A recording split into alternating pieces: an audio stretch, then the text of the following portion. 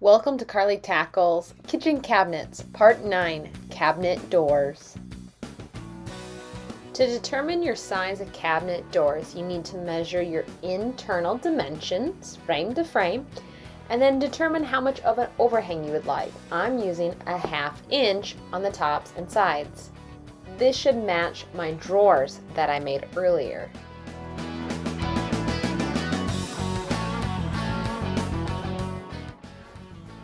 The style I'm choosing for my drawer face is the shaker style. The shaker style is made up of 5 pieces. You have your 2 style pieces, your 2 rail pieces, and a panel piece.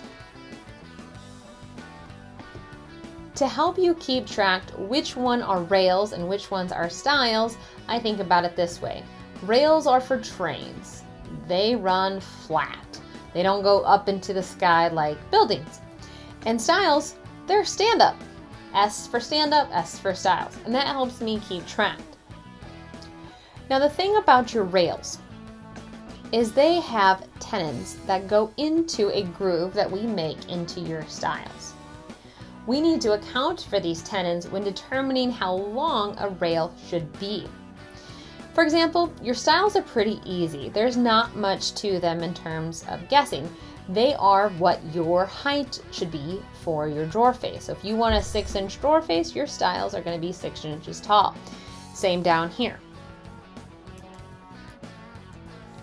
Your rails are a little bit more difficult than your styles. We need to do some math. We said that we want our drawer face to be 24.5 inches wide. We need to account for the thickness of both the style pieces on our board.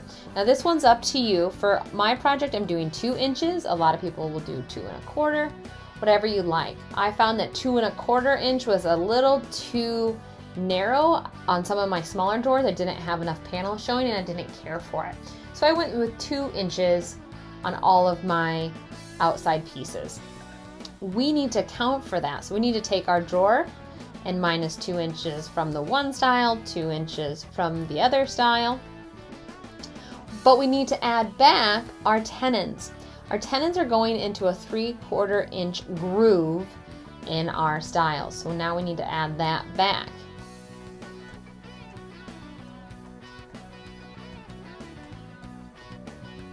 So this is 1.5 inches, this is 4 inches. So we're taking our 24.5, we're minusing our 4 inches, which brings us to 20.5, and now we have to add back 1.5 inches, which brings us to 22 inches. So our rails need to be 22 inches long to give us a drawer face that is 24.5 inches wide. So that's how you figure out your math. Using my DEWALT table saw, I am cutting 2-inch strips out of maple for my styles and rails. I'm measuring out the styles and rails onto my 2-inch strips, and I will take it over to my Bosch miter saw and cut it to my dimensions. As you cut your rails and styles, make sure you mark which ones are which on top of the board. You'll find this comes in handy later. I installed my dado set. I have it 1/4 inch thick. I need to set my fence 1/4 inch from the dado set. I'm using these setup blocks to help me set my distance from my fence, but also the height of my blade. We are setting it to 3/4 inches high. You're going to run all of your styles and rail pieces through your table saw. Make sure you keep the letters facing outward. It's just a great way to make sure that all of your pieces are cut the same. It's very hard to cut it exactly dead center. This way, if you're off slightly on one side, it's equal on everything. Once you have the grooves cut into all of your rails and style pieces, it's time to set up your saw to cut the tenons on your rails. You're going to want to use a sacrifice fence, and that's that little sheet of plywood that I have clamped to my major fence. The saw blade is going to cut into that, and you would hate to do that to your real fence. I'm also adjusting my dado set. I had it set up for 1/4 inch thick, But now I needed to cut out 3/4 inches into these tenons. So now I'm adding more chippers to make my dado set 3/4 of an inch thick. When you're changing the blades on your saw, always unplug it first to be safe. Now I had already done this before I started shooting. I'm using my setup blocks again to help me calibrate my depth and set my fence correctly. Once I have that locked in, I will now work on calibrating the blade's height. For cutting the tenons, I'm going to be using a crosscut sled. The best way to determine your height is to place one of your rails on your crosscut sled and calibrate the blade up to just remove that bottom portion. I calibrated the blade with the R up on that rail. So every rail piece that I run through this first pass, I want to make sure the R is facing up. If your rails have two different thicknesses, you want to cut all of your rail pieces with the letters up and then recalibrate your blade and cut with the letter down. So that's what I'm doing here. I'm making sure that when I flip this piece, my R stays up and I'm cutting from the same end I just cut from. Before you switch to the other end, check your first cut. Did the saw blade take out enough or too much? Make sure you raise or lower that blade before making your second cut. Once your saw blade is set, you can cut all of your rail pieces on the one side. Your styles do not need this, so do not cut them.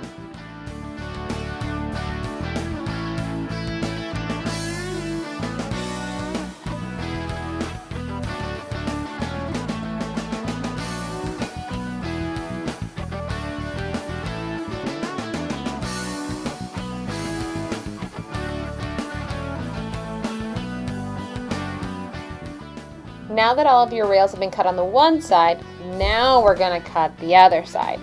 Double check your blade's height before making this cut, readjust if necessary, and then follow the same procedure. Place it in a crosscut sled and slide it off. And now you should see your tenon form. Before cutting your second tenon, you may want to take this one and try it in one of your styles, just to see how the fit is. If it's way too chubby yet to fit in the groove, you may want to adjust your saw blade before you cut the rest. If it's just really snug and you can't quite fit it in there, don't adjust your blade. We can use sandpaper and sand it slightly to make it fit.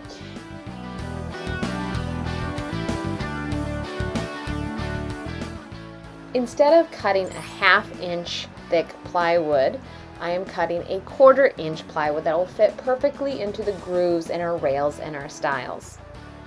I'm cutting the panel to 9 11/16 wide, which is the same length of our rails. Next, I'm measuring its height. For the height, it needs to be 31.5 inches tall. Because these panels are pretty narrow, I'm just going to use my miter saw to cut them down.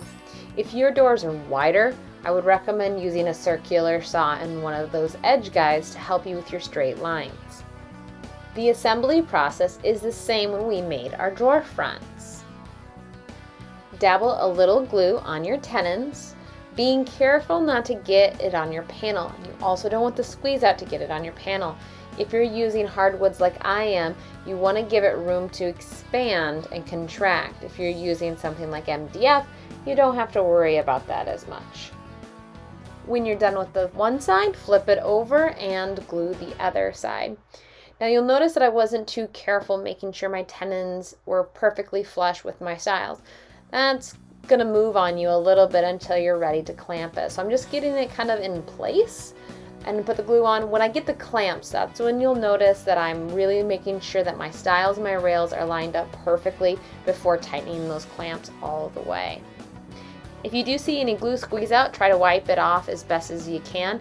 You are gonna sand them, so you'll get some of that glue residue off that way too.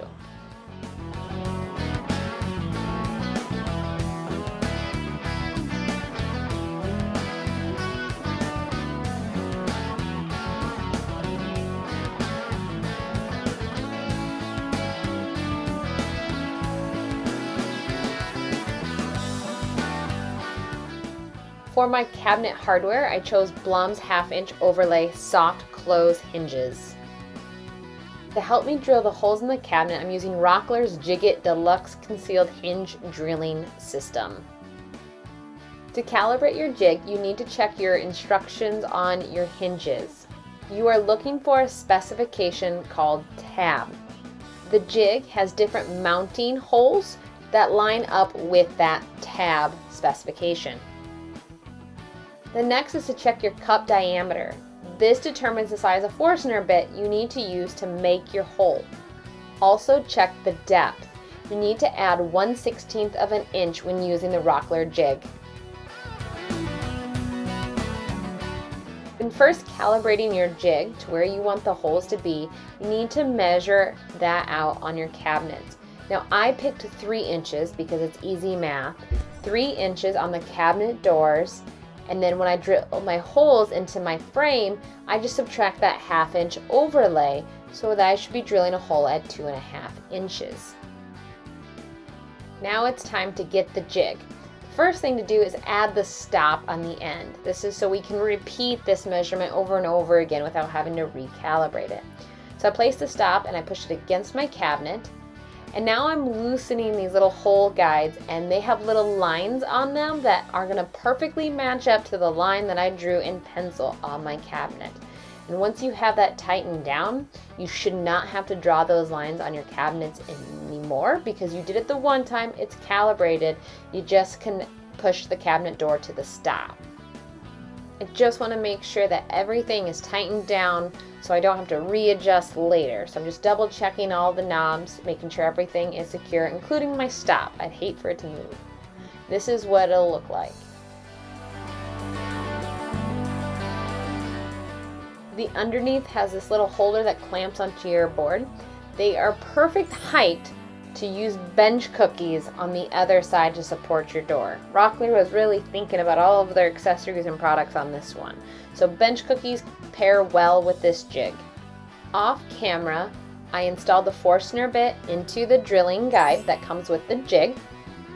I also calibrated the stop on the drill guide. Taking the hinge's depth, adding 1/16 is how I determined the depth of my stop collar. And after every hole that I drill, I test it with one of those hinges to make sure it is correct depth. Here is a closer look at how that drilling guide works with the jig. It places on the outside rim, and if you do have a shop vac available to help suck up the wood shavings, it is highly recommended.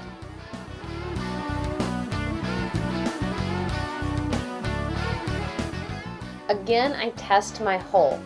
If you find that your hinge does not sit all the way down, you could have some debris in there, so you can try using your vacuum to suck it up.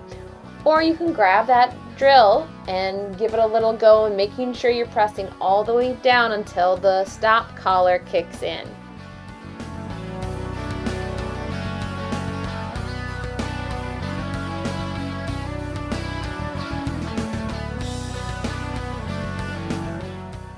When you are ready to remove one cabinet door and reconnect a new one, loosen the center knobs on each of your hole adapters. There are 2 other knobs along the side that clamp it to the rail. Don't touch those.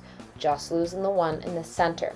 That is a clamp that pinches your cabinet door in place. Double check which side you want to drill your holes in, because that's going to be the inside of your cabinet door. So if you have a better side, put that on the underneath side. When you have the cabinet inside of that hole, before you tighten those knobs, you want to slide that cabinet door down to the stop and make sure that it's firm against that. When you feel comfortable that it is pressed firmly, that's when you want to tighten your knobs.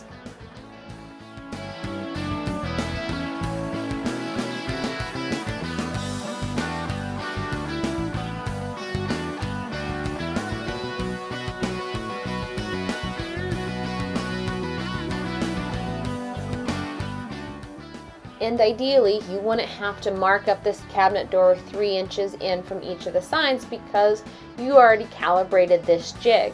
Now, I trust nothing So I'm double checking to make sure that line still matches up to 3 inches. I'm always afraid I'm going to bump something, and I hate for my doors to be off. Once all your holes are drilled out, you can sand your cabinet doors. I'm using Rockler's bench cookies with their risers. Just allows my sander to get to all of the edges without hitting my workbench and leaving scuffs. To start, I'm using the Ryobi orbital sander with 80 grit sandpaper. I will then thoroughly vacuum the cabinet door and use a hand sanding block with 150 grit sandpaper. Vacuum that all up, and then I'll go back in with 220 or 320 grit sandpaper and then vacuum all that up. And lastly, I take a tack cloth and go over all of the doors, trying to catch up any dust that my vacuum missed. Now it's time to stain or paint, whichever you choose. Thanks for watching Carly Tackles Kitchen Cabinets Part 9, the cabinet doors. If you like this video, please give it a thumbs up and share it with your friends. If you'd like to see more videos similar to this and others in the kitchen cabinet series, please subscribe to my channel. Carly Tackles DIY, tools and gadgets, tips and tricks. Make sure you hit that bell to receive notifications when I release new content.